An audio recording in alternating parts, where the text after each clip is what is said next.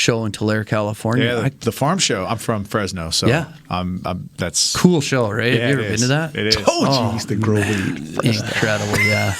He's definitely lying to you farm guys. show. Yes, Yeah. he knows all this. Yeah. This is not Why don't we just Tyler's interview first you? rodeo.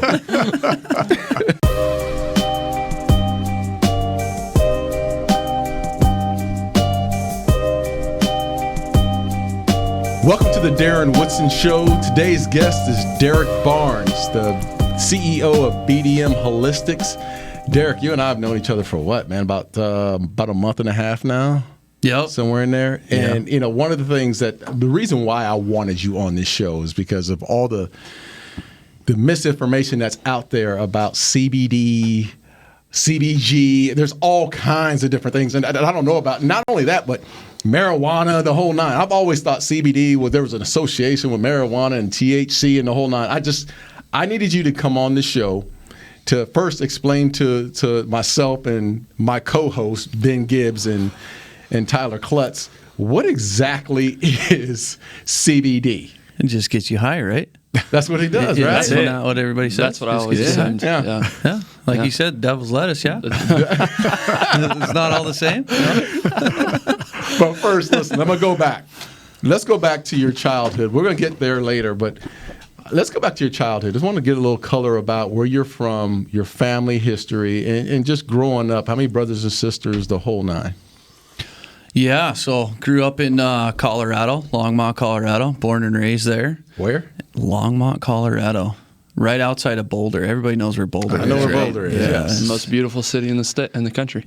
Is that right? Don't go that That's what far. they say. Yeah, there's some kissing people there ass. that Don't are kiss rememberable ass. too. Yeah, right outside of Longmont, Colorado. So a little town called Meade, Colorado. So born and raised there. Father was a sulky horse racer. Do you know what that is? No. No. You ever seen the little carts that they race behind horses with? Like the little two-wheel carts? Oh, yeah. Like in the Roman days? Yeah, Kinda, that's what my grandfather did. Really? Yeah, no No joke. way. No joke. Yeah.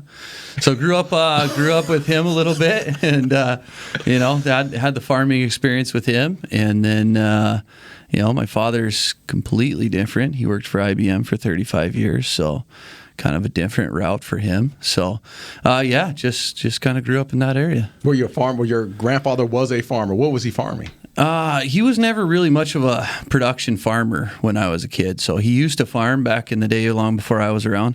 But he actually retired about when I was born. Started sulky racing, Right. And just pretty much did that. Okay, so lived you the went- hobby life. Did the hobby life. Yeah. So you end up going to school in that area. So give us a little color about your school growing up. What was the mindset growing up? Was it that you knew you wanted to be the next Roger Staubach, or you wanted what did you want to be as a kid? I can't say I ever had like a long-term ambition as a kid, really. I just always said, I'll do what I have to do to make it through life, and whatever that is, great. I always thought I'd be the next, Woodson, but that didn't work out. So She put the bar pretty low there. That's pretty high. Yeah. no, I never really knew. When I was 14, I started working at a restaurant there in Meade, Colorado. Now it's called The Roost. So there's a plug. How many plugs am I allowed to have? As many as you want, perfect. Infinite. Just a little restaurant right there right outside of Meade, Colorado. Worked there for a number of years. Went and worked at Burger King for a number of years. And then started working for a farm and ranch store out of Longmont. And actually managed retail stores for 7 years. For 7 years. Yeah. Was made a manager the day I graduated, and just managed retail stores. So you're in high school, or did you or you in college at this time? But give us a high school college transition. Did you go to college? No, never did go to college. So you were a small town boy, man. You're just growing up the local store, my local dad was retail always store. thrilled I never went to college, by the way. He was just thrilled about that idea. But no, never went to college. Took like 4 courses at a community college for a law degree, and then was like, there's no way I'm making it to 8 years. So what was the transition? I mean, you have this company now, but I'm trying to figure out how did you make that transition into what you're doing today as far as the CBD, BDM holistics? Yeah, so BDM Holistics comes from BDM Genetics. So BDM Genetics is what we started in the hemp industry with, and I say we. It's me and a partner of mine, Ted Durr. He was my neighbor actually, so we both were building houses for ourselves, about maybe half a mile apart. And you ever know one of those guys that's a social butterfly? Yes. Just comes over and drinks your beer. Yeah, this guy across from you, directly across from you. Yeah. That's him. That's your Ted. Yes. Yeah, That's it. Yeah. Yes. Except I just Exactly. drink rosé, and that's it. So. Cute. Very manly, very manly. No, Ted came over, drank a lot of beer. One day had a wild idea, like, let's get into the hemp industry. I was in the real estate industry at the time. Yeah, he convinced me of it. So we started BDM Genetics. We went out and we had a good buddy who was also a partner, Isaac, and he's our botanist. So he runs our facilities for our genetic production facilities. And genetic production is just seed. So we produce seed for farmers to plant in the field and raise that crop so that we can go and distillate it so we can produce BDM holistic products. But you just don't get into this industry. I mean, what was the research like? You just said, well, we're going to do hemp. Your buddy came by and said, we're going to do hemp, and this is what we're going to do. There had to be some research going into this. Yeah, there was a little bit, like 2 or 3 days worth. I don't know. No, I was more or less just meant to be the guy that get off the ground. And at the time, I had plenty of property, so we went ahead and threw up a 20,000 square foot building and just kind of got off the ground with it. We originally were going to farm hemp. We were going to do just farming and buy somebody else's seed. And the more research we did, the more we looked into it, the more I figured, I don't know if that's the best approach. Maybe we just do our own seed. And so we did. We went out, and Isaac did a great job. We hired a couple other botanists to help him out, guys that really knew what they were doing. Had a great spring, and went ahead and did some farming alongside of it. Learned the trials and tribulations of farming for sure. Learned that. Your grandfather was a farmer, but you didn't have any background personally in farming. No, I'm not the farmer type apparently. Okay. So not the green thumb in me. So. No, we really enjoyed that first year, and it was really, we were friends before we started it, and now it's a business friendship, and it's good. We like it. All right, so I want to take a step back because we hit on a lot of things here. First of all, describe the difference between what hemp is versus marijuana, right? Hemp is a legal crop in the United States, but describe why there's a difference, because even if you look through, BDMgenetics.com and you're looking through the stuff, like it looks like a weed plant, which essentially it is, but explain the difference between the two. The genetic difference is just its THC production. THC is the cannabinoid that actually passes the blood-brain barrier, so which will give you the high that I'm sure you've never tried before. No. So, so that's the true difference from a genetic standpoint. From a physical standpoint, yes, there's no difference. Okay. The number one problem in this crop initially years ago was theft. Okay. And it was a problem because nobody knew it was any different than marijuana. So a lot of guys out there selling it on the street to some poor sucker in high school that was, giving up his lunch money for something that would never get him high. But that's truly the only difference. And of course, CBD, the difference is it's an industrialized product. It's there to be put out to the masses. Mm-hmm. But from a crop standpoint, both are technically crops in 3 different states in the United States. So talk us through quickly the farming process, because in Colorado, weather is probably not the best climate to grow hemp or this type of plant, right? So you said you built a 20,000 square foot building. So now you're growing indoor with UV lights, correct? I mean, how did that process start? Right. So we grow all indoor for seed, and that's strictly for controlled environments, right? So we can control exactly what those genetics will be when they come off that plant, when they go into the field, because you never know until that seed's in the field and the farmer's already purchased it and bet that many acres of their farm on it and really look into the future, right? So you got to be precise with your production. you got to ensure that there's a level of quality there that's far superior for what other people are offering, and that's why we do it all indoors or in greenhouses. So you mentioned botanists.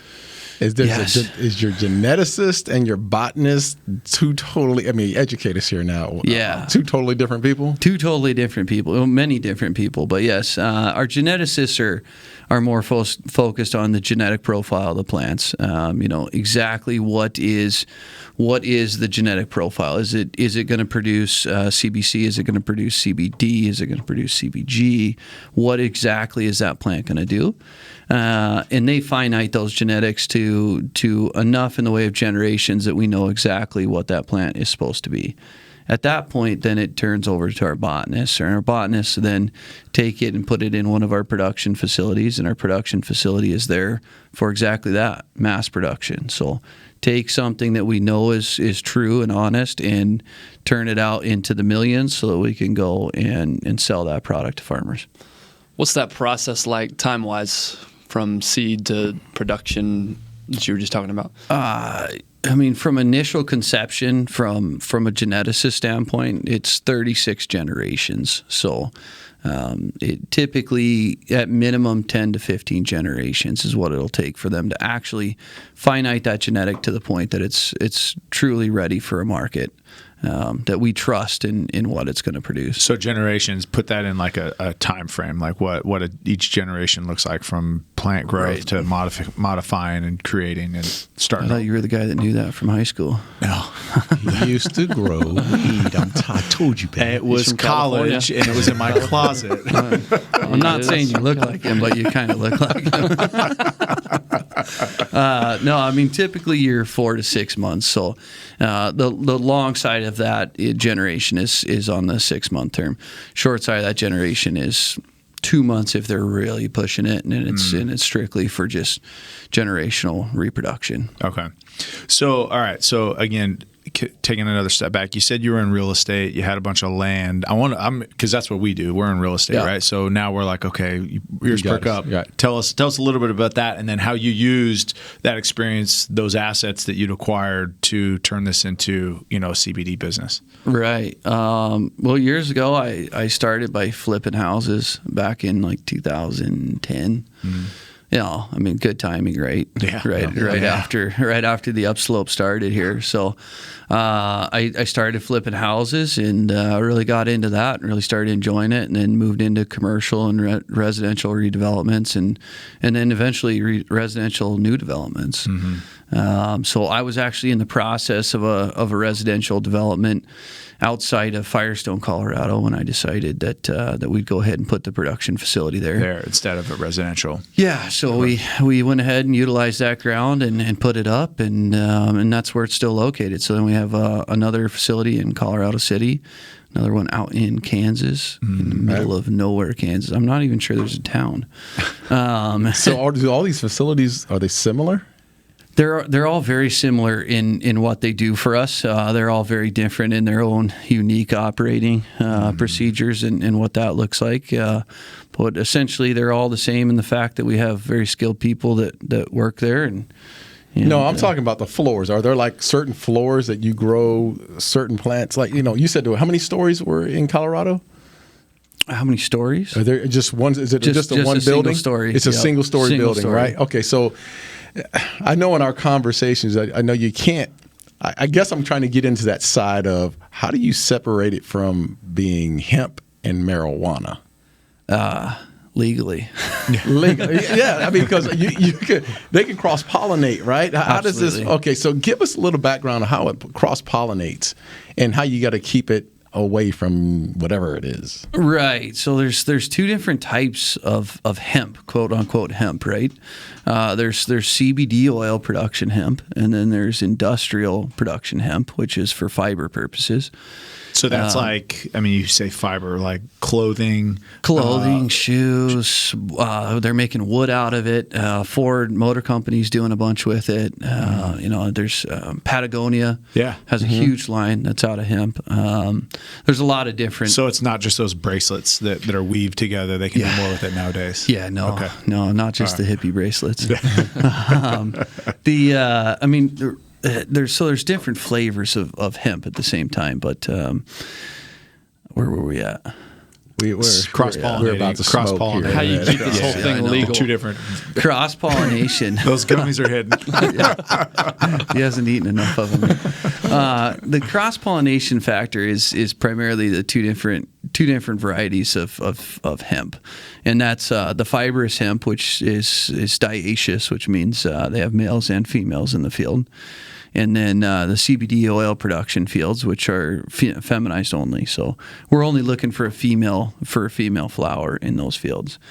Cross-pollination, which is something you'll hear a lot in the hemp industry, especially in the farming side of it, is detrimental to CBD crops severely. And the reason is pollen is most of us know pollen produces seed, right? So pollen coupled with a female flower will produce seed.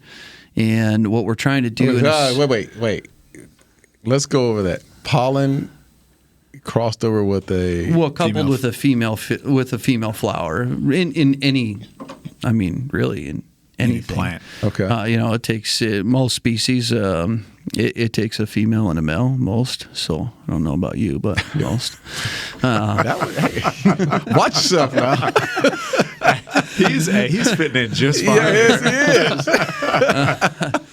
So it's very detrimental to a CBD production farmer for somebody with an industrial field or a dioecious field to be within even 5 miles of them. So that becomes problematic, right? And that's something that a lot of states have felt thus far. Is it's very do your neighbor good by letting them know what you're doing before you do it type scenario right now in the hemp industry, and there's some guys who have been hurt bad by it. Right. So that's the cross pollination in general is typically a bad thing in most industries. And for us, cross-pollination in our facilities, we pollinate.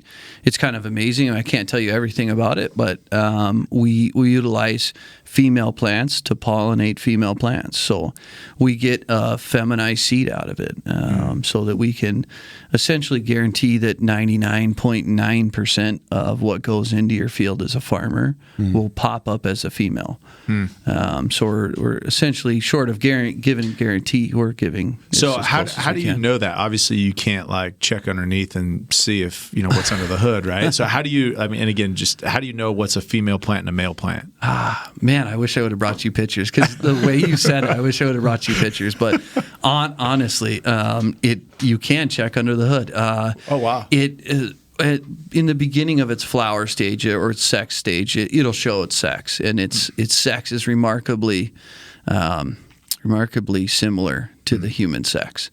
Wow. So you see, so on the males, first thing you'll see is a couple nut sacs come out. Go ahead. And on the females, you'll see a couple. You'll see a couple of just so straight pistols. Twig of berries comes from. Huh? That's where the actual terminology. Now you're preaching. Right. Go ahead. Yeah. But you can literally just check under the hood. Wow. But of course, our farmers still have to sex their fields, still have to verify that there's no males out there. Just as in the human society, one male can populate very, very many females. So how do you go about pulling? Let's say you do have a male. I mean, what are the acreages? First of all, are we talking farmers that are doing multiple acres? Or are we talking about 1-2 acres at max so you can handle that problem just in case? Yes. Years ago, some of the largest fields were a couple acres, right? 4 years ago when we first really started in Oregon and Colorado. Nowadays, we work with production farmers, just like any other crop. Oh, wow. So last year, 2,500 acres we planted in shared crops. Wow. And really, a lot of these farms are big farms, 100-plus acres. Most of these farms will get involved in 5 to 10 acre plots at first, and most of them will move to 100 to 400 or 500 acre plots. Some of the largest are 20,000 acres. Wow. So it's as far as hunting for males, which we call it, which is kind of crude if you ask me, but it's it really is a detrimental task. You have to walk the fields. And how you get rid of them is simply just cut them out. They cut them out. They'll typically bag them so they don't drop any pollen if they're actually mature, and remove them from the field. So yeah, walk us through the farming, right? You talk about 5 acres, and this is a newer industry, right, to our country being legalized in the process. So one, talk us through the process of actually getting the proper licensing, or whatever you need to actually grow it as a farmer. Well, talk us through that first. Right. So licensing's different in every single state in the United States. Licensing is different. What genetics are allowed are different.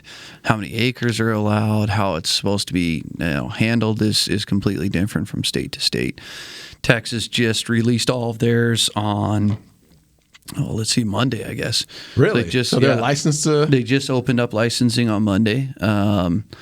Which was the 17th. So they're a little bit different than kind of everybody else. They have a lot in the way of manifesto type fees. So anytime you touch the product, you have to have a manifest. And every time you, of course, our government, right? Anytime you touch a manifest, you got to tax it, or fee it of some kind, right? So, same thing. In Texas, in whole, is really been pretty conservative in their lawmaking, which is what was to be expected. But at the same time, giving the farmers the ability to really go out there and do what they want to do. So the process is not easy. Not like you're going to go plant grapes or you're going to go plant almonds. There's more of a process. It's more regulated. But does the yield per acre, is that beneficial enough to go through the process to do it? Let's just say grapes yields 30 an acre, 30 grand an acre, or something like that. What you look at hemp, what does the yield generally look like? And obviously each product is different. Right. Well, and each year is different, right? Yeah. The more in the way of farming that we have in the hemp industry, the lower the margins get. Last year, those margins were 80 to 100,000 an acre. This year, an acre. Yeah. This year, more about 20 to 30, same as grapes or hops. Okay. We imagine that it'll probably stay similar to what we saw this year. I think we've kind of hit that plateau point where the production is actually meeting the demand, and we'll kind of stabilize as a marketplace a little bit. Which is really good money. And a lot of guys who are currently growing hops or currently growing grapes or any other high-end crop with high inputs are very intrigued by hemp. A lot of grape farmers in Texas here. A lot of them, which West Texas especially. West Texas. I never really knew that until I came down here maybe 4 weeks ago and had actually the first meeting with you.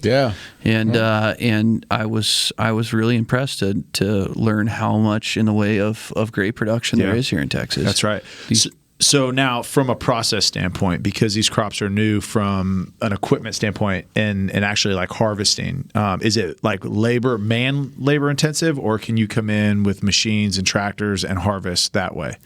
It used to be very, very intensive from a labor standpoint, from utilizing hand labor for the most part. And what's amazing is every time you go through a new industry, everybody thinks this is completely different than anything else we've ever done. But it's not. What a lot of guys have found out in the last 4 years is a lot of these production farm implement companies actually have similar equipment that works very well on hemp. And been able to more or less carve off a lot of that input cost that was otherwise being put to hand labor. 2-3 years ago, it was pretty typical to have 5 guys per acre working a hemp farm. Which, short of maybe some chili farms, that's about the highest labor input you can have for crops. And now it's drastically lower than that. There's numerous systems out there on a commercial scale that harvest, that plant, that also even go through and find males. So there's numerous. There's actually a couple different groups who were. One was MIT funded, and then one was a local university here to Texas, and both were funded from universities, and they use drones. They use drones and pixelation to find males. Wow. And they'll locate them in the field, and they'll send you a map, and you send your guide out to go pick them out. Jeez. I mean, really cool stuff. Yeah. So there's development and innovation is everywhere, right? But the hemp industry kind of saw over innovation for a little while, where everybody wanted to make something that was specific to hemp. Like we built this to run hemp crops. Well, there's a lot of other crops that are very similar. The wheel. And, exactly. So what's West Texas like? I know there's a lot of peanut farmers out there in West Texas. Has there been an education? Have you had to go out and educate some of these farmers and bring out your botanists to talk them through this process? To some degree. Actually, Texas, for the most part, has been pretty receptive pretty fast. A lot of Texas farmers have that good old American down-home, let's go get her done attitude, and have the attitude to, hey, let's go out and try it. We'll try some, and if it doesn't work, it doesn't work. If it does, great. We've seen a lot of that, a real lot in the way of Texas. And every state is remarkably different. And you'd mentioned California previously. California is one of the hardest states as far as consumer knowledge on CBD and hemp. It's amazing. But California inherently has had so much in the way of legal marijuana. Everybody is so tuned into the marijuana industry that everything is marijuana down there. I mean, we went to the show in Tulare, California. Yeah, the farm show. I'm from Fresno, so that's cool show, right? Yeah, have you ever been to that? It is. Oh, geez, the grow weed. Incredible, yeah. He's definitely lying to you farm guys. show. Yes, he knows all this. This is not Tyler's first rodeo. But Texas overall has had great response. There's Texas. I don't know for sure, but I think per capita, their land ownership is one of the highest in the United States. There's a lot of big farmers. A lot of farmers willing to go out and give 30 acres up and for 50 acres up and see if it works. But you said there's not only is it the product like a CBD, but it's also there's a biomass, and how many other products can grow off that hemp? So, CBD and biomass essentially are the same thing, just different points in the process. The process as a whole, biomass is the byproduct of farming, right? So whatever comes off the farm is considered biomass, whether that's milled because they took it down with a head harvester, or it's hand chucked, which is literally guys pulling the flowers off by hand. That's like what we saw on Narcos, the last season of Narcos, when they crewed up. They'd bust the guys in, and they got 20,000 acres of. Anyways, sorry. So there's even smokable hemp, which is I didn't do that. I promise. See, we all know he knows. I'm learning something new about my partner in crime. Go ahead. I'm sorry. Biomass is the primary byproduct of farming, and then that is taken to extraction, which is where they chemically extract the CBD product. So there's numerous ways to do so. Most popular one that we utilize is CO2 extraction, which is just utilizing CO2 to isolate the CBD and cannabinoids outside of the physical material to bring out the oil. Okay, so I guess my question would be, if I'm a farmer, let's say I'm a West Texas farmer, why would I stop growing, whether it be peanuts or whatever I've been farming for? And some of those farmers out there have been farming whatever it is for hundreds of years, and their families. So why would I stop doing what I'm doing to start growing the hemp products or the hemp plant? Right, and our answer to that is don't, right?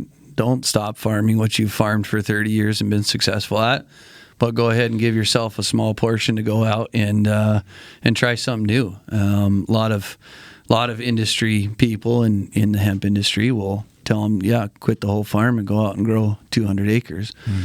Unfortunately, that's the wrong way to approach hemp. It's a large learning curve. It's a crop completely different than what we have commercialized here in the United States as far as crops for many years.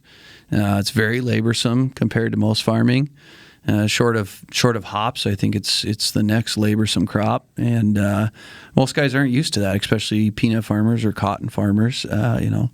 They are used to being able to manage their fields pretty uniquely by way of pesticide and herbicide, and not have to be in those fields near as much. So we're a strong advocate for don't go out and be too big, because you'll go home poor. What types of things are threats other than it's just very labor intensive? What are the other threats for growing? There's threats are the same as any other crop, right? Yeah. Pests and mold and water. Markets and Is water, is it a water intensive crop, or can it be just on drip? I mean, I know California is really hard on almonds because they used to flood irrigate, right? And it was just a waste of a ton of water. How is hemp that water utilization? Hemp water utilization is roughly a third to a half of what corn will utilize. Okay. So it's actually not all that intensive as far as water usage, but it depends on how you're applying that and whether you're flood irrigating it, whether you're pivot, under pivot, or you're drip irrigating it. Okay. Hemp naturally would rather pull those nutrients from its roots, so drip irrigation is no doubt the best way to irrigate.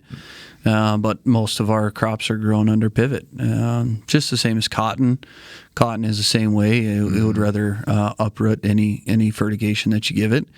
But of course, large scale farming requires large scale usage. So I'm pretty green on this whole thing, no pun intended. Why does it feel like that's pretty good one? He's been thinking about that one all show. He had that written on his hand. How can I fit that in?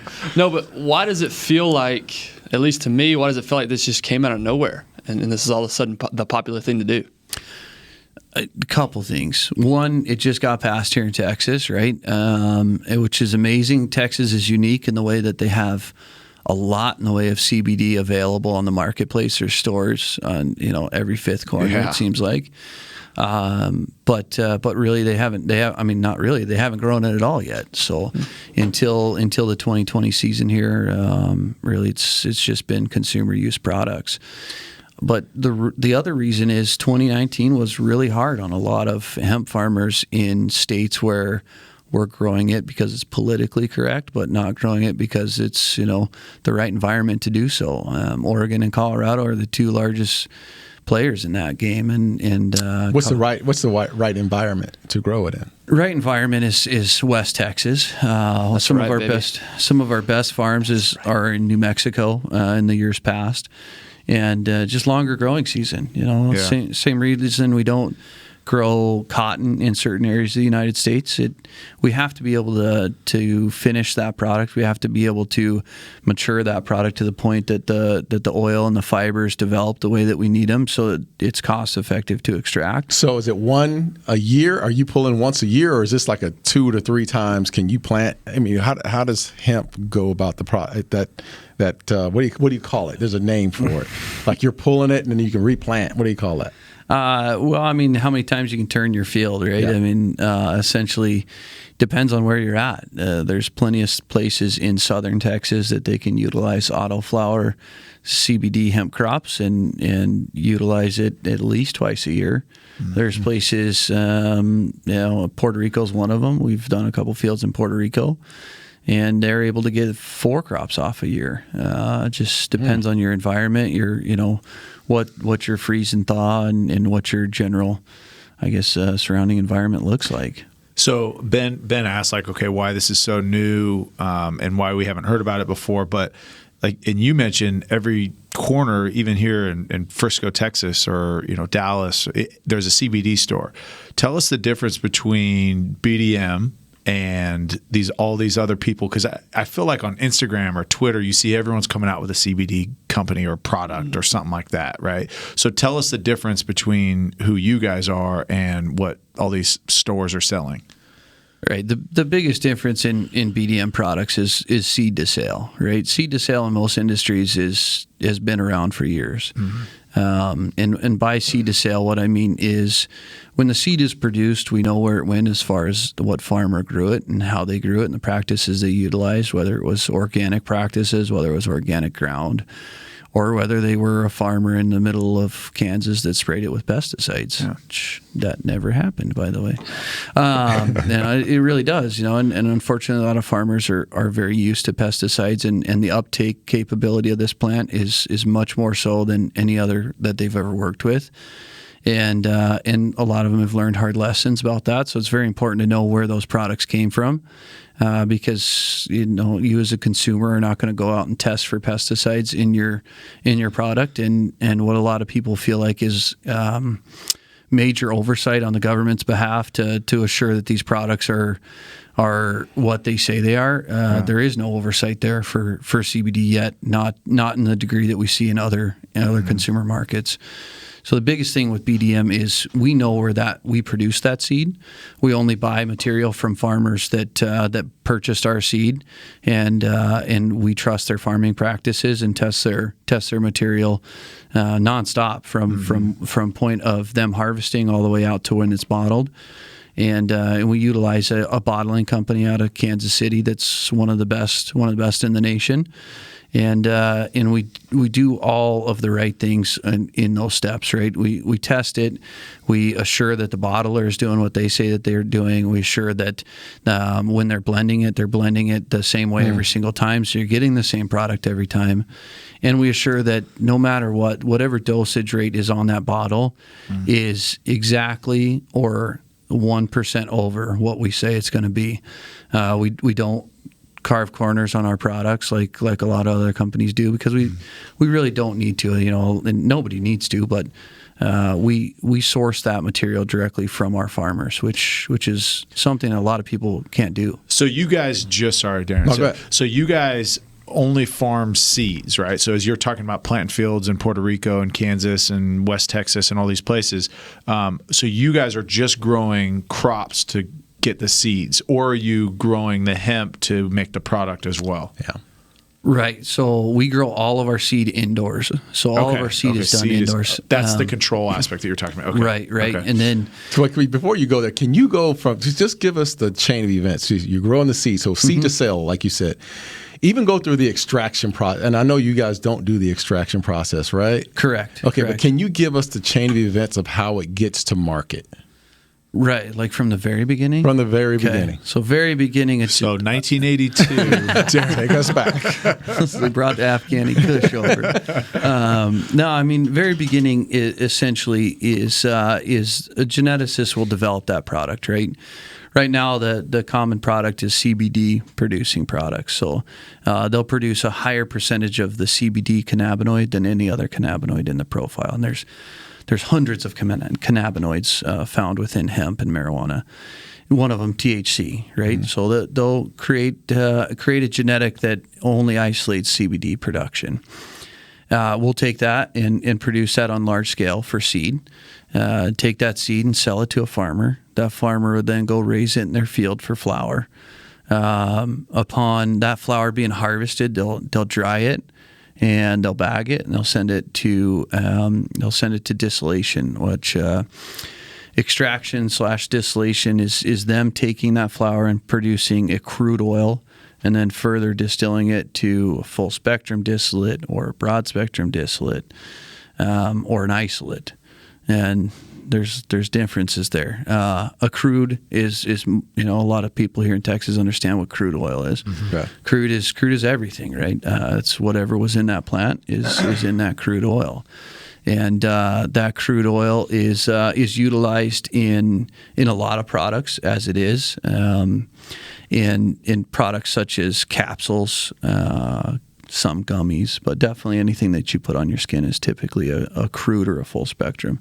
Reason being is you're not going to taste it. It tastes like bong water. Not that I've ever tasted bong water, but you have. if I was ever going to guess, I don't know what a bong is. What are we talking about here?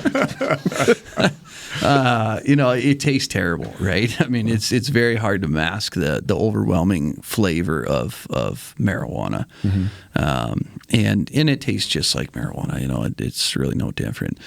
In full spectrum is then refined from crude, and it holds a lot of the same cannabinoids that crude will, but in a lot of ways it's just much cleaner. They'll remove a lot of the fatty acids, they'll remove a lot of the waxes, and you're left with just a cleaner product. Full spectrum is what we utilize in most of our material. And the reason being is it still has legal traces of THC. And THC is known to be a great binder in the endocannabinoid system of the human body. So in other words, it just makes things work better, right? So it makes you see a faster response time in a lot of the products. It'll just relate with your body better typically.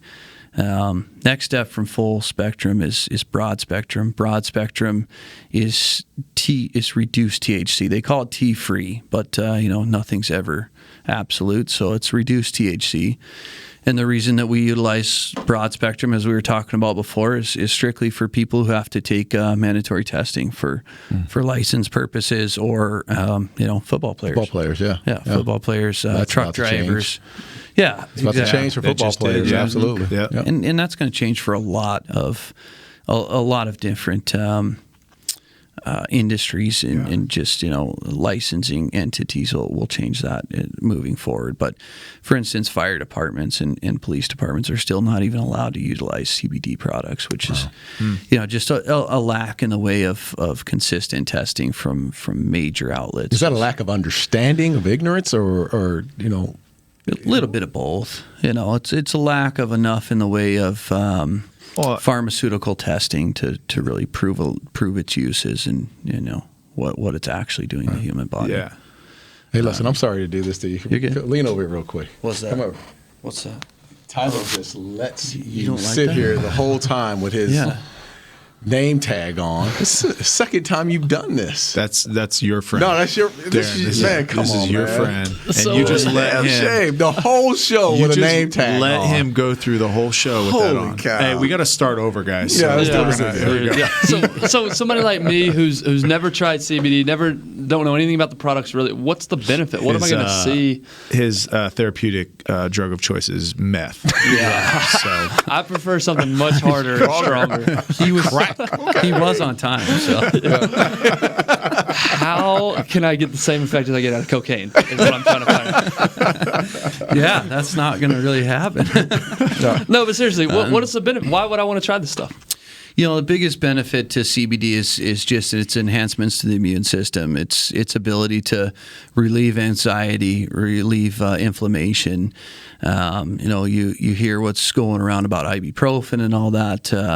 CBD does a lot of similar effects in regards to anti-inflammatory. It really does work very well. Primarily, it's just a reaction with your endocannabinoid system. Your body already has a lot of these cannabinoids in it, and it utilizes them for every facet of your body, whether it's your immune system, your muscles, your intellectual. It utilizes cannabinoids all throughout your body. And what CBD does in a lot of ways is replenish a lot of that a lot of us have been lacking for many years.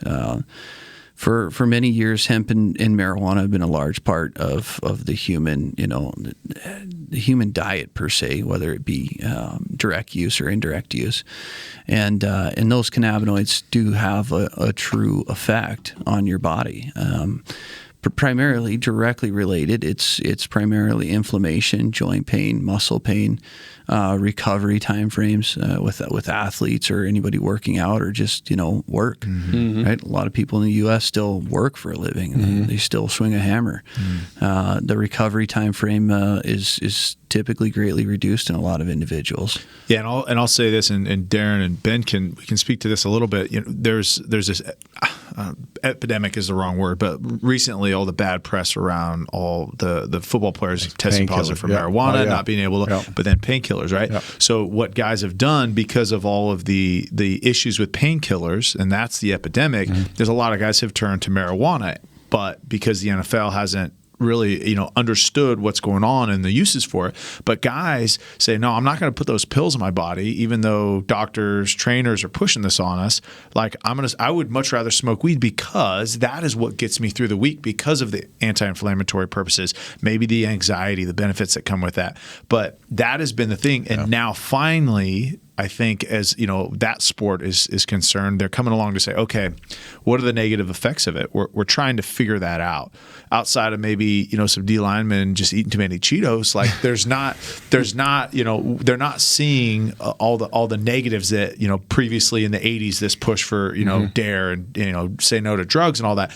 It's different. It's a different use. It's an organic alternative to prescription drugs. Now, I'm not saying, but I'm not trying to get you to say, okay, hey, it's going to replace medication, it's going to do all these things, because we're not there yet from a science perspective, correct? Correct. Yep. But what it is doing is just results are being proven. I've got a family member that struggled with anxiety, like really, really bad, like real bad, and now is on CBD and was anti-marijuana, anti-this, but has completely changed their life and has gotten off of these psychiatric medications and all these things that they're prescribed, and they've just leveled out, and then them as a person is now back. And it's really intriguing to see, and finally it's nice to see, I think, our country start to understand, okay, hey, the benefits that actually are associated with this. And anxiety is one of the number one, true reflections that we see from people. From a pharmaceutical testing standpoint, we're not there yet to say, this will replace an opioid in its direct use.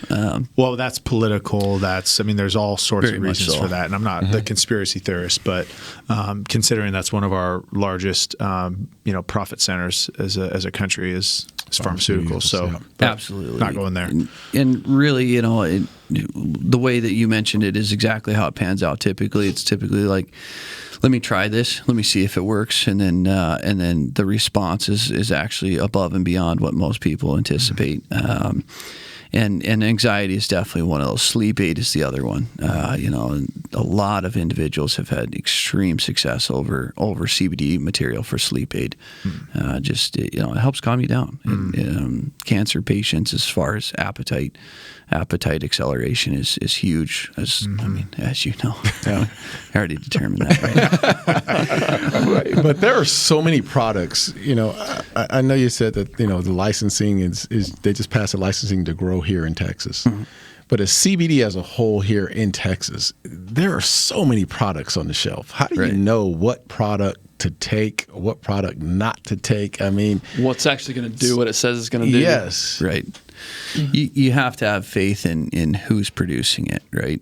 That's really what it boils down to. There's no USDA regulation yet that's mandating what's in the material that they're producing or what's actually is in the that bottle. coming down the line? Are they going to start mandating? Yes, it started this year. Some of those mandates came out as far as ingredients, as far as what's actually in the product.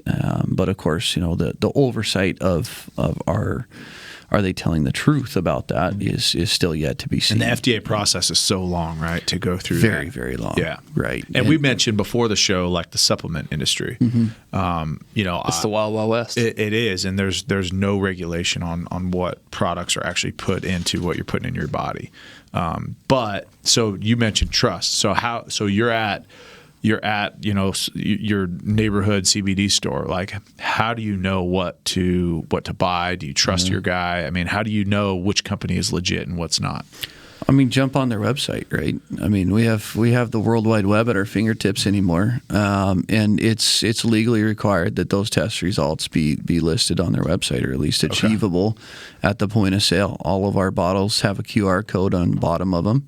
You scan that QR code, and you can reach what we call a COA, which is just a certificate of analysis that is from a third party that indicates that there is no pesticide, that there is no herbicide, that there's a lot of this material is extracted with things like ethanol or methane or hexane, and any of that material that's not removed from the end user product is dangerous to the consumer. Yeah, and that's what I had to do when you and I met. I'd used multiple CBD products, and I had a few that worked and a few that didn't work, especially for pain. For injury, pain. For pain, shoulder pain, hand, wrist pain, those type of things. And I used a couple products, nothing happened. And when we met, you and I met about a month ago, and you brought the product in, I was amazed not only by the usage and how I felt afterwards, as far as the cream that you have. And let me have that cream. That's the one that you ended up giving to me. So this is the one. The new one. This is the new one. Yeah. Oh, this is the good one, really good one that you gave me. The really bad one. That's the final. Yeah, no, that's the final you product. You were test pig. Yeah. we're glad you still here. Please let this work. Please let this work. Yeah, please. I'm begging. But what I was amazed at was, and what really drew me to BDM was that you guys handle this from seed to sale. Yes. And not every one of these CBD companies that are out there are doing that. Can you elaborate a little bit on that? Right. I mean, our slogan is from seed to shelf, or from seed to self. It truly means that we know where it came from the point that we developed that seed in one of our facilities, and all the way out to the point that you're buying that bottle at whatever retail storefront that you are, or online. We control that product all the way through. We guarantee that we know where the product came from, that we've tested the product numerous times, and that what you're actually consuming is both safe for you and that we know what's in it. Mm-hmm. We're not just buying something from some guy that was listed on Craigslist or Facebook that said, "Hey, I have some oil for sale," and they bought it and blended it and threw it in a bottle and sent it to you. And that's where a lot of companies are at still, which is amazing. What are the differences in ingesting it versus rubbing it on your hands? What are those differences?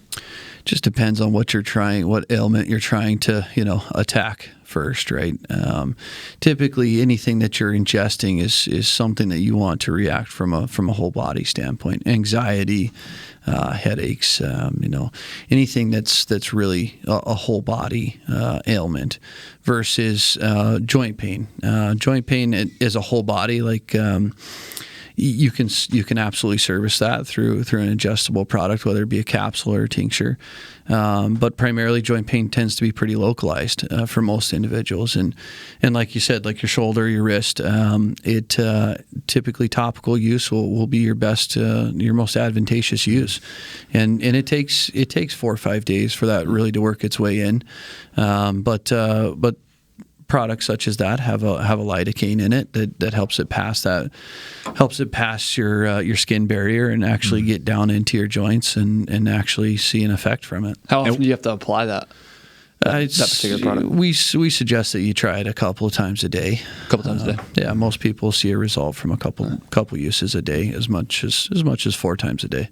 So again, we're talking with Derek Barnes, BDM Holistics, talking about CBD and the wave that it is. One question is, you mentioned all these products that hemp can produce. Whether it's CBD, whether it's an industrial use or products.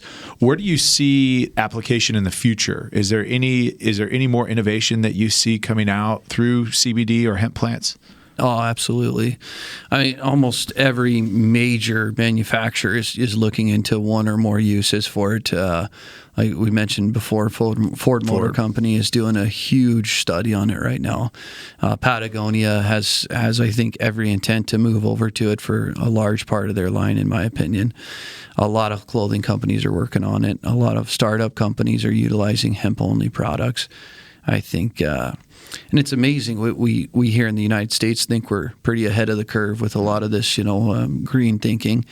Most of the world is actually well ahead of us when it comes to renewable uses and utilizing products that are farm based rather than manufacturing based. Yeah, and I think a lot of those will come into play a lot more than you're seeing today. It's in its very infancy as it stands now. So we're seeing CBD, but then there's CBG. Yeah, to explain the difference, that's recent, right? Like the different, like at least publicly. Yeah, I have to pull out my notes. There we go. Yes. Hey, I gotta point this out while you're pulling this, right? So my man here did not go to college, Right. Could have fooled me, man. Oh my gosh! I mean, the language that you're speaking right now, I'm like, what is he saying? These oids and isses, cannabinoids. But I mean, but really though, and that's kind of a testament to real life experience as opposed to classroom education. This is real life that he's learned through this, right? And I mean, that's something in regards to the CBD industry. A lot of people have this is new knowledge. A lot of this is new.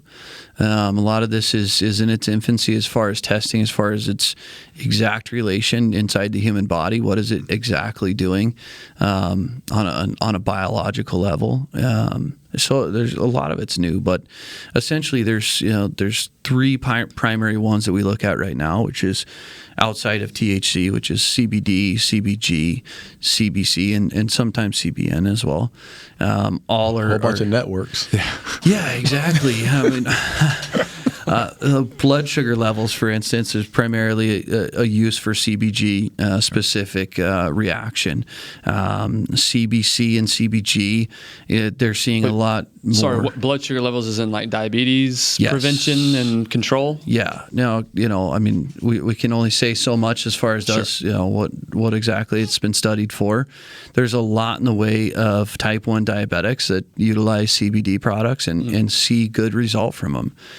My wife has a cousin, and she has a child that is a type 1 diabetic, and she utilizes it twice a day, every single day, and sees great results out of it. Just better stability. As opposed to insulin, like in replacing insulin, or in partnership with it? In partnership with it, more or less just a controlled nature. A lot in the way that we see epilepsy, right? One of the major successes with CBD and THC thus far has been neurological disorders, whether primarily epilepsy. Epilepsy in itself has seen great, just world changing success out of CBD and THC material. Yeah. Primarily it's CBD coupled with THC, and a lot of that they think is primarily a CBN and CBG reaction with the brain and how all that works. That's way above my pay grade, but supposedly it's working very well. There's a lot of studies. We work directly with any real study outfit that wants to study it more. We'll send you whatever you want. In Texas here, there's an epilepsy foundation that we're working with right now. That we have one of our formulators is named Dee, and she's out of Kansas City, and she's actually one of the leading nurses for THC and CBD material here inside the United States. And she custom formulates. So we sit on the phone with them, discuss what they're seeing on a daily basis and what they want to try first, and issue a specific product and blend specific product for their use, whether it be just higher dosages or just specific use type items. I learn amazing things every time I'm on the phone with her. Like we were talking about before. The belly button deal. They have them actually to assist in stopping episodes. They'll have them actually utilize CBD and THC straight into your belly button, because apparently you have a lot of receptors in there. So interesting. I told them just let me go. Don't touch my belly button. That's like a weird. That was a weird thing to me. Who figured that out? So don't stick that in my belly button. I'll a quick little testimony to that to prove the point that you just said. The belly button part. Yeah. Get up in there nice and deep like. That was a little crazy. That's what the massage oil's for. There you go. But so a very close friend of my wife and I, they fostered a little boy that unfortunately was left at the hospital at birth because he had severe cases of epilepsy, and he was blind, he was deaf, and really he had no motor control. So, as he grew and they fostered him for a few years, and, all sorts of medication, was having, 10 to 12 seizures a day. And it was just a really hard situation, to the point where it progressed where they couldn't give him, the care that he needed. So a family came in, stepped up, adopted him, was open to the idea of supplementing CBD with instead of the medication, all this pharmaceutical grade medication. And so they just checked in, and he's gone like an extended, and I'm not going to make up the time frame, but an extended amount of time with no seizures. And now is seeing colors and is seeing shapes. Wow. And he was on a feeding tube, and now he's actually eating foods. I don't know if he's on solid foods or not yet, but because he's pulled away from these pharmaceutical drugs and switched to CBD, I'm not saying that's the only thing, whether it's CBD or just maybe getting away from the pharmaceutical drugs, but his condition has greatly increased since he started supplementing CBD. And again, I'm not saying that's across the board, but this one scenario, that was my wife and I were told a story, and we were like, that is incredible. I mean, that kind of stuff. And she was a nurse. She was a pediatric nurse, and she took some time off of work, and she's like, I'm not sure that I can go back and work in the health industry when, again, we're pushing pharmaceutical grade drugs onto people, because that's the only answer, when this holistic approach and this very healthy, whether it's organic or not, but like this holistic approach to healing is not being utilized in our healthcare system just yet. So do you see our healthcare system, and you talk about a nurse now actually doing these studies with it, do you see healthcare systems, insurance actually providing support to this? That's a very political question. Set you up, man. Yeah. I hope down the road they do. Yeah. Right now, from a pharmaceutical side, no. Yeah. They are testing it with absolute certainty. They're testing it. Yeah. But a lot of that is synthetic-based CBD and synthetic-based THC products. Which the pharmaceutical world is far more in tune to. Yeah. Margins, accessibility. Yeah. Don't have to worry about the farmer doing it. As far as when does that happen, I don't know. Okay. The best thing that we can do in the meantime is do all the private and university studies that are happening now, which inevitably this material should stay available on the marketplace, no matter the influence of pharmaceutical companies.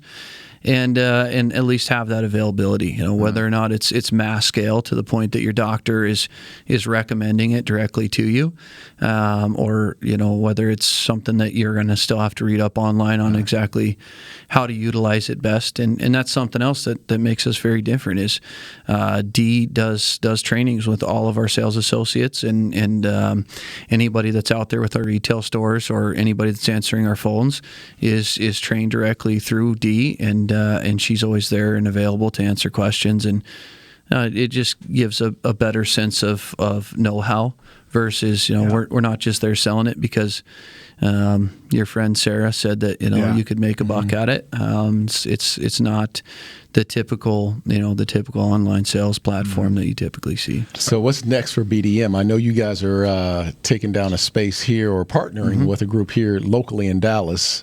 Are you trying to put your presence or plant your flag here in Dallas? In Texas, are you starting to plant your flag here? Yes. So essentially, we're planting our flag in Texas for the long term.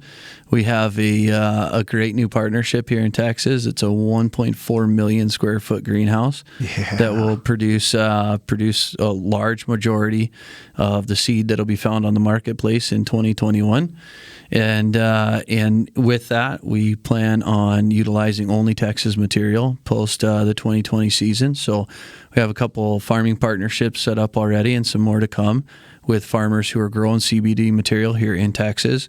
We're also working with a group that will be opening up extraction facilities in Texas so that we can grow the seed, grow the material, and extract it and bottle it all here in Texas. Our bottler out of Kansas City is making their attempt to purchase ground down here in Texas as well, and we'll actually be a Lone Star company. Awesome, awesome. That's awesome. Yeah. By the end of this year. We know we So- do it big down here now.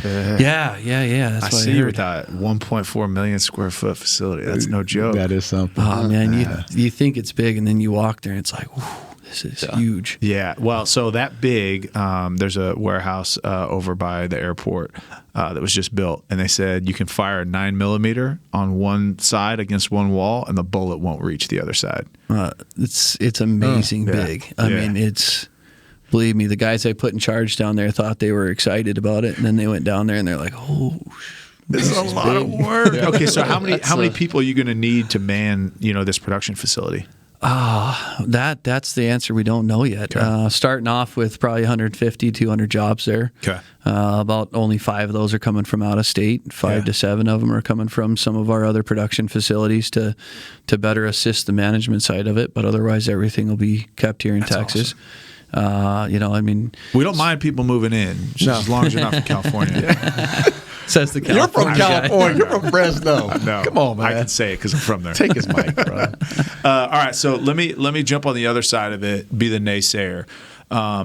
What is your argument to say, a traditionalist that still associates this with marijuana? What is like your elevator speech saying, okay, hey, here's why, it's different than what you think it may be, and then 2. Are there any negative effects that you have seen, or are there any misusage of it? Because, obviously the products we're looking at, like you can't overdose on hand lotion, right? But like, are there any negative factors that could be associated with this? Yeah, so I'll background that a little bit with a story. How's that? Perfect. My father's been an employee for IBM for 35 years. I think I mentioned that, but he's about as straight-laced as it comes. I've seen him drink one alcoholic drink in my entire life, and that was why we were camping, and it was like one of those fruity like lemonade deals, nice hard. So my mom cannot say the same thing, by the way, but he's as straight-laced as it comes. And when I got into this industry, of course, he was pretty skeptical as well. And it didn't take very long for him to really understand the product. You have to be open-minded and understand that it's different. A lot of things look the same and are very different in life, and that's all it is. It's genetically based. You have to understand that genetics play a huge role in our entire world. The same reason that there's one MVP at this table and not 4 is genetics, right? Oh man, Ben over here, good job, bud. You heard him right. No, I did not. Go ahead. Don't stop, Derek. Go ahead. No, I mean, genetics play a huge role, and the finest difference in a genetic profile changes a lot in anything, and that's all this is just genetically it's different. It looks the same, it smells the same, but its uses are much different. And the biggest thing is people who are naysayers and say, oh, it's just the same. Oh, it's just there to get you high. Go smoke it, see if you get high. You can. I mean, there's plenty of good people that smoke it, but you're not going to get high. Okay. It doesn't pass. It doesn't have enough THC to pass the blood. So what is that? Is it 0.3 here in Texas? Yes. So the legal percentage is 0.3% THC by volume. And that's actually by weight, by volume, however they do that. But essentially, it's not enough that you could sit there and you could smoke tens of pounds of it and you would never get high. Okay. I mean, I don't know if you've tried yet. No, not yet. Okay. Maybe after the show. Not tens of pounds. Yeah. I think that's a good point of skepticism is sometimes due to lack of knowledge or lack of research. And so for me personally, not shame on me for not doing the research and being skeptical, because I am one of the skeptics, but I think you've done a great job of putting that part at ease of the benefits. And this isn't marijuana. This isn't anything illegal. This is natural. It's totally good for you. And like we tell a lot of people, I mean, if you're skeptical, start low and slow, right? Use topical products. We'll use like these roll-ons, Yeah, talk us through these products. We got some products here. Yeah. Yeah, if you're on YouTube, you'll be able to. It's not very good for audio, but the roll-on is for pain relief, for direct relation pain relief, a lot similar to the salve, just a little bit higher dosage rate, so you'll see a little bit faster effect of it. But it's as far as a starter product, 9 out of 10 people will see a reaction out of that roll-on. And we talk a lot about dosage rates, and that's something to really actually point out is you'll see a lot of CBD products in a gas station, right? Yes. You've seen them in a gas station. Yep. So Yeah. you'll see them in a gas station, and you'll be like, wow, that's a pretty good price. It says $29.99 on it, right? And you see us marketing stuff at $49.99. And read the dosage. And the first thing to notice on that dosage is, can you find it? Because a lot of these companies, you can't find the dosage on the front of the bottle because it's so low. They don't want you to be able to find the dosage. All of our products, the dosage is all right on the front. So says right here what the milligram dosage is, 1,000 milligrams for 30 milliliters. And our dosage rates are very high for a reason, and it's to see that effect. We don't need to be cheap on our material, and we want you to feel an effect and see an effect from it. That what you have there is massage oil, so you can try. Here you go. You guys can try that. Spray there. Right. You know what I love about the Take your shirt product? off, Tyler. I got you. Right in the belly button. Is that what we're spraying? Yeah. But what I love about the product is the packaging. This Yeah, is like that a is bam, legit. is it Yeah. a bamboo or what is that? Yeah, it's solid bamboo, and unfortunately for us, it's solid Chinese bamboo. Oh. So Put it down there. Right. We Yeah. going to go to White Oak here pretty soon. So we're This is a currently modern farmhouse packaging. reclaimed lumber or something. Isn't what's her name, the interior designer based out here in Texas? Joanna Gaines. Yeah. Yeah. Just an hour and a half south of here. All right. Go. Okay, But, so what's let's go to this then. What's the crystal ball? What is the future like for BDM? You're looking at this, let's say, just in Texas in 2022. What are you foreseeing? Well, we hope to be available on every store shelf that wants to sell CBD products. We're working closely with a lot of large partners down here to leave us better available to brick and mortar as well as online sales, no matter the platform. And from a holistic side, that's really our intent, is to be available to the consumer that wants to try it, and make it available to them at an affordable price and an effective product that actually will give them something when they get home. From a genetics standpoint, our goal is to be the genetics leader throughout the state and throughout the nation. We have some very large partners from genetic development side, and we look to develop new products that make it as efficient as possible for the farmer, and leave it as profitable as possible for the farmer. We all got in this because we wanted to help the farmer, and we wanted to give the farmer something that they could trust in, the same that we want to give the consumer something that they can trust in. Right. So we're trying to do the best in both fronts, and I think we're doing a hell of a good job at it so far. I love the hat too. Make American hemp You again. like that? Huh? Is that- so basically, America needs to start growing hemp. That's what you want. Then that's the ultimate plan. We do. Right? It's a very sustainable product. And Make America Great Again is actually a group out of Longmont, or I'm sorry, Make American Hemp Again is out of a group out of Longmont, Boulder area. And they actually donate to different organizations with every purchase of a hat. We've done a couple things with them. Reach out to them. You can buy one online as well. But we do. It's a very sustainable product. We want the American farmer to have more access to it, and just a better understanding of what is it and what will it do in the marketplace, right? So yeah, two questions, two groups, populations that you're speaking to. First is, say a farmer's listening right now, and they're like, okay, I've got 5 acres that I'm not utilizing, or I can supplement in something else. How do they get into it? What's that first step to say, okay, hey, I want to reach out to someone to see what it is to plant hemp on my farm? Just call us. Reach out to us online or call. Throw your contact out. Yep, or whatever. It's, our direct phone number. Give us your personal cell phone address, TikTok, Instagram. Social security, mother's maiden name, and then your elementary school. No, that's but that's what's cool about us is the phone number that's on the back there is actually my personal phone number, and we have many associates that work at our home You office. left your number off of mine. I guess you don't want me to have a number. You guys have the old copy, but it's pretty easy. It's 303-718-3484. You're about to get blown I was going to say, you literally want people to call me. Yeah, you want us to edit this? Good luck. Send me a picture first. All right, so they can reach out to you, and then what's your website? Our website for genetics is bdmgenetics.com. Okay, and that would be the farmer side. That's the farmer side, and we have products for every type of farmer, whether you're an irrigated farmer in the west of Texas or you're a dryland farmer in the south of Texas. We have plenty of products out there for everybody, and all of our sales associates and everybody who works with our farmers has farmed before, which is amazing. A lot of companies won't do that, and we pride ourselves in the fact that the individual that's going to sell you that seed and the individual who's going to come visit your farm has actually grown before. Yeah.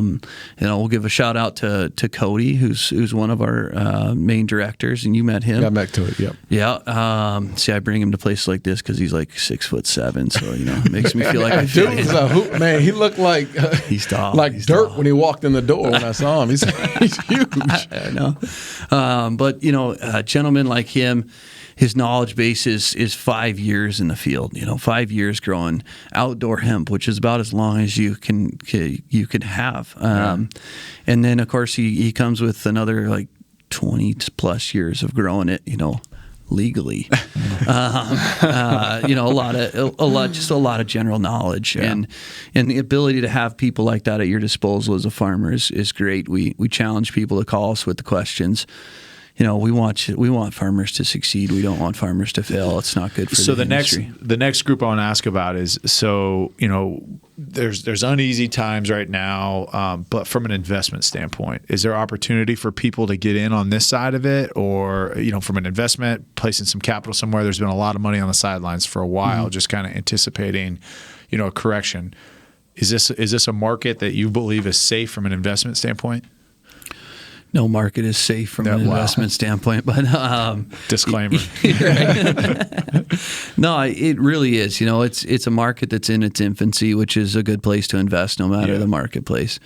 No matter what you're doing, if it's at its very beginning stages, invest with somebody that you know what they're doing, and learn about it before you invest in it. A lot of investors that you'll get a sour story from, or a lot of the farmers that you'll get a sour story from, they thought it would be easy, right? Yeah. Everything in life that you think is going to be easy is the first thing you'll fail at. Yeah. And that's the biggest point of failure, is just not wanting to do the research or not taking the time to better understand who you're getting in business with. All right. So it's from a product standpoint, we went over on the genetic side, but from a product standpoint, go back and tell the viewers how they can find your product. Right. Easiest way is bdmholistics.com. Like I said, we're not sending out packaging in the bamboo at the moment because of China's delays in shipping. But bdmholistics.com is the easiest way to source product, and then hopefully here in the near future, we're in a lot of storefronts here in Texas. So, somebody who's on a budget, what product would you say to start with? Depends on what they're trying to solve, right? Like I said, walk us through the products just really quickly. The different ways to ingest, the different ways to apply these really quickly. I see some gummy bears that look pretty good. Yeah, try one out. The tinctures are the most prolific thing on the marketplace. Everybody kind of knows what those are. If you've seen CBD material before, you've probably recognized them. Tinctures are orally ingested, and a lot of that is going to be for things like arthritis, anxiety. We see a good response, especially in anxiety, in sleep disorders, and in neurological disorders, whether it just be stresses in life or whether it be more severe like epilepsy. The next item that we have there is. I'm gonna go eat that. You see, he doesn't Double it up. So they don't taste too bad, right? No, they're good. No, they're really Went through good. a lot of changes there. Oh, they're really good. There definitely were Harbo gummy bears that you just threw in a jar and told us they were CBD. No, they take about 10 more. You'll notice. The pain relief roll-on is like I said, it's the number one thing we have that everybody feels the best effect from. It really seems to work for a lot of people. It smells really delightful. It does, if you ask all the Darren, ladies. is that the product you've been using? I've been using the cream right now because he won't send me the roll-on just yet. Yeah, so, We'll fix that. I brought you Yeah, one. but this is what I've been using in the mornings, and you probably, it's helped me out in so many ways. Thanks. And the only difference between that one and the one you've been using is just it smells better. So the ladies wanted it to smell better. Darren actually applies that lotion like boxers do Vaseline on their face. So they walk into the office with just CBD cream all over his eyebrows. Been waking up early and energetic as ever. He asked me to apply it on his inner thigh one time. You said yes. One thing that's unique for us is the massage oil, and the massage oil is just really cool. It also has a high dosage of CBD. It'll work for a lot of back pain scenarios, and of course, it's fun for the couples. So yeah, and that's actually a good question. My wife, I probably like all of our wives. Oh, my back hurts, so like rub it. But like my wife literally always has some sort of like knot, some sort of spasm, something. Yeah. So is that movement management first, please? Pro over here, man. Just give me an excuse to put my hands on my wife. All right. Don't turn to the easy solution. Fix your movement first. Movement management and application of a CBD product is very good for a lot of people. It's going to be, in my mind, without making assurances, it's far more advantageous to go and do that than take an ibuprofen. You're going to see a better effect from it, and you're going to see a longer effect from it. And we talked earlier about dosages 4 times a day on some of these products, especially if you have joint pain and muscle pain. That's a lot of people say, well, that's a lot. It's the same that ibuprofen suggests. Every 8 hours or every 6 hours. Yeah. So it's no different. You have to utilize it on a regular basis in order to see the true effect, and we suggest you do so. And we have the salve, which is what Mr. Woodson's been getting all about here lately, apparently. We also have a beard oil for nobody. One in this room, kind of. Yeah, this is as long as it gets. We got a pretty traditional boss up there that looks at you sideways when you come in with facial hair. But you have pet products as well, right? We do, and there's one I want to mention before that, if we can, is the capsules. And one thing we have super cool about our capsules is our night capsule. And you got any of those samples here? I do. I do. Right. I brought you guys all of that. Oh, you did? Love it. Man. I told you I'd bring you some, so you've been slipping. I didn't want to let you down. Slipping now. I know. Last time I didn't bring enough, but that product there has a dosage of melatonin in it, so it gives you a sleep aid, which we don't suggest you take it every night. Melatonin is still melatonin, but coupled with the CBD works fantastic. A lot healthier than Tylenol PMs or anything like that, especially on your liver, and it's just going to be a very good product for a lot of people. Have our gummy bears that you guys already tried, of course, and then pet products. Yeah, we have a full line of pet products, full spectrum pet products for primarily the dog lovers out there, and that's a 300 milligram dosage rate, which is we mentioned gas stations. That's what gas stations will sell to you as human consumption, and we also have horse products that are specifically developed for horses. Tell us about the story about the young lady that's working. I guess she works with horses. She had a story about. Yeah, so that's actually her right here, Chelsea. She works with barrel race horses, and was utilizing some other products, and was pretty disappointed in them. And we offered some to her for. Well, to tell you the full story, so her family actually runs they call it Shoot for Alex. It's a shotgun shoot, a clay shoot to raise funds for childhood cancer patients. And we met her there at her dad's place, where they put it on at. She had told us that she had tried some other products. We brought some for their raffle. She got beat out because she didn't want to pay for them, so I gave her some for free. And since then, she sold hundreds of units for us. She has had an incredible response from her horse team, which is 4 or 5 horses. 2 of which are professional horses, 1 of which will be endorsing BDM at no cost of us. Just it worked that well, they just want to endorse it. And she has some other partners in with reining horses, and they've seen great success with it. Just amazing success. That's awesome. Primarily from an anxiety standpoint. A lot of these horses are bred to be pretty hot horses. They're bred for their speed and their muscle and their power. But along with that comes, the unstable mentality typically, and it helps calm them down. And we've got a few testimonies on our website with her. And anybody that has any questions about utilizing it for horses, she is more than open to phone calls. That's awesome. And is absolutely more than happy to help people find the right direction. It's actually, horse country just north of here, like Pilot Point, Texas. There, it's all horse ranch, big time horse country up here. So that's interesting. I had no idea that application was there, but it makes sense. Yeah, and she actually utilizes our human consumption line versus the horse line. Yeah.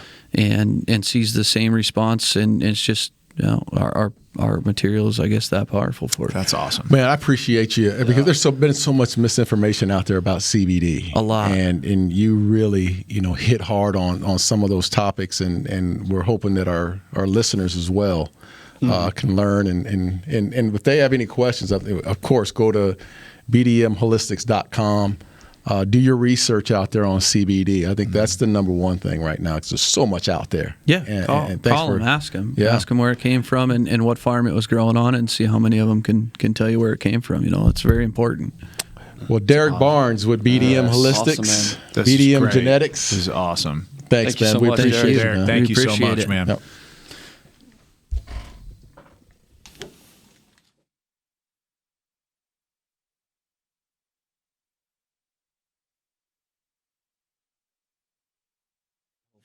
No, you were awesome. You're awesome, man. You tried to act like you didn't know what you were talking about.